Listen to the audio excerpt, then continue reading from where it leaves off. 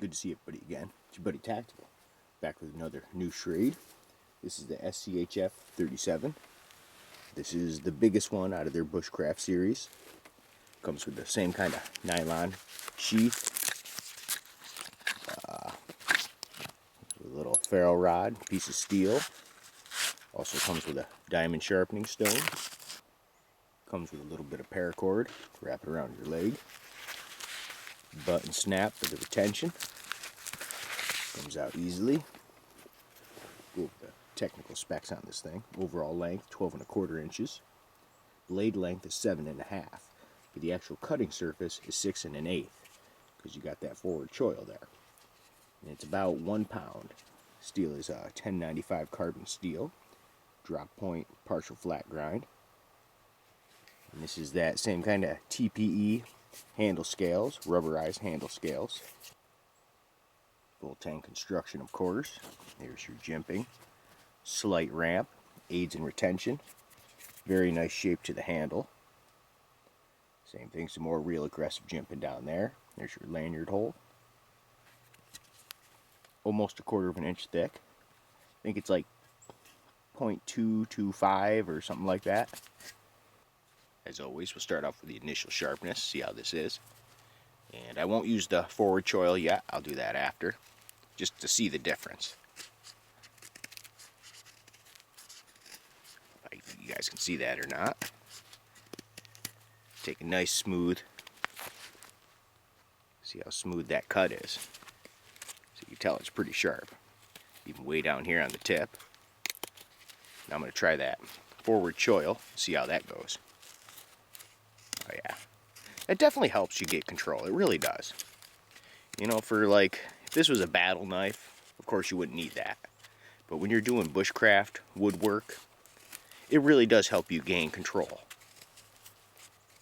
So the sharpness is definitely adequate. Next, the stabbing capability. I won't spend much time on this because the handle and stuff is pretty much the same as the other ones. But I will do some. Ooh, taking a big chunk off that. Definitely a good stabber. You can see the big ass holes that's putting in there. Grip's really good, just like the other ones. No slippage. Whoops, no shock, no vibration. So the handle is definitely a solid design. I'm going to delimb this little tree I just dragged down here for firewood. See how it does.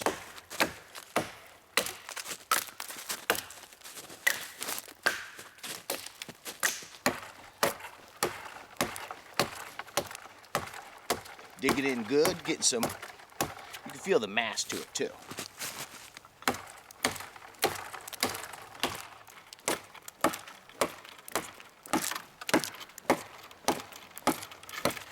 No shock, no hot spots. That's going well so far. All you gotta do is make it thin enough just so you can, now it's just gonna go by itself, but yep, there you go. A little bit more chopping, we'll just cut it like this. See what we get.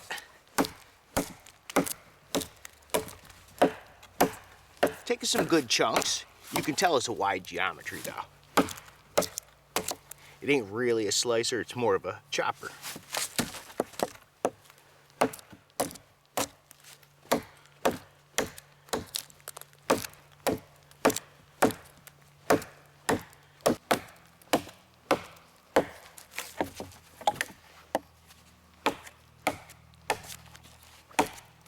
I'm holding farther back too a little bit, just so I'm getting more power. And the grip is still good. A little bit more and we'll be done with this.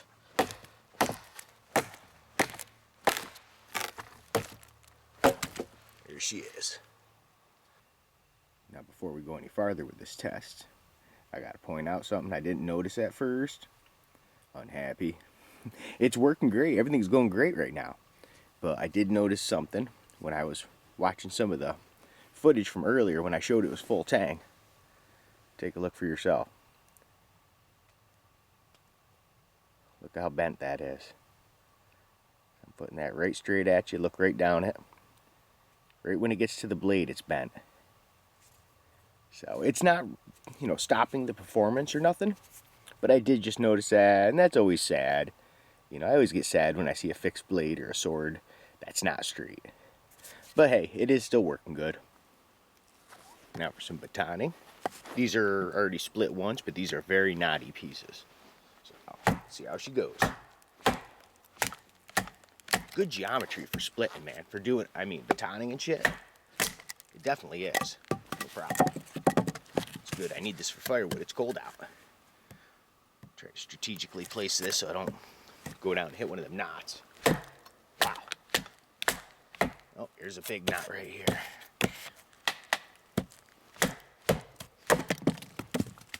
No problem. Okay, time for a full piece. Let's see what this thing can do. Here's a big old freaking piece. Make sure. Now that's about, show you the diameter. It's about almost a 4-inch piece. Aim for no knots. Ooh, this might be a little bit more than this thing could chew. Or maybe more than I can chew. I don't know if I'm tough enough to do this. We're gonna find out. Right on the tip too. Well, yeah, this is kind of a big piece. Oh yeah, nice. Putting this last one up.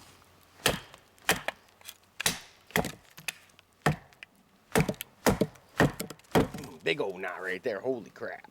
I don't know if I should really do that. Because this will end up being my fault instead of the knife's fault. Look how big that knot is. I guess you just come from the other side to finish off. You run into something like that, right? That's the smart way. You don't want to just overwork your tool. That's just being dumb.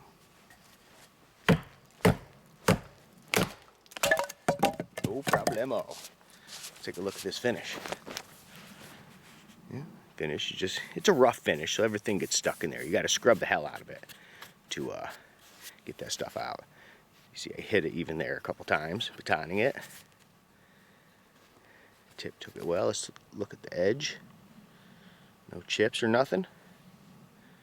So their 1095 is heated correctly. So that went well, as expected. You know, all the rest, the 36 and 38 were really good as well. And so is the 37.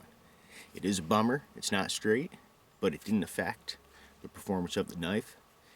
And so I don't know if I should really give that a hit or not. If not, because it did perform good, it didn't fail. You know, good grip, good blade geometry, nice and sharp, good steel, nice and thick. I'd have to rate it like I rated the other ones, probably like at least an 8, 8.25. But if you want to count that, then I got to take a point off for that. And I'd give it like a 6.25. But not counting that, or a 7.25. But not counting that, it is a solid knife. And if you do get one, hopefully it's nice and straight. Because all the rest of them were straight. So this is just a fluke, I guess. Thanks for stopping by, checking out the knife review. And until the next time we meet.